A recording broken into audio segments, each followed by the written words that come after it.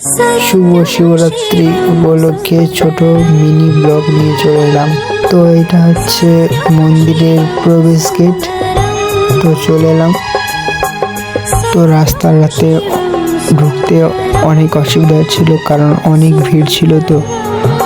তো অনেক সুন্দর সুন্দর, তারই মধ্যেখানে লাইটের অনেক সুন্দর একটা কেদারনাথ মন্দিরের লাইট দিয়ে থিম বানিয়েছে। তো অনেক সুন্দর লাগছিল ওই লাইটে। তো অনেক ক্লান্তর পরে বাবার মন্দিরের সামনে আসতে পারলাম।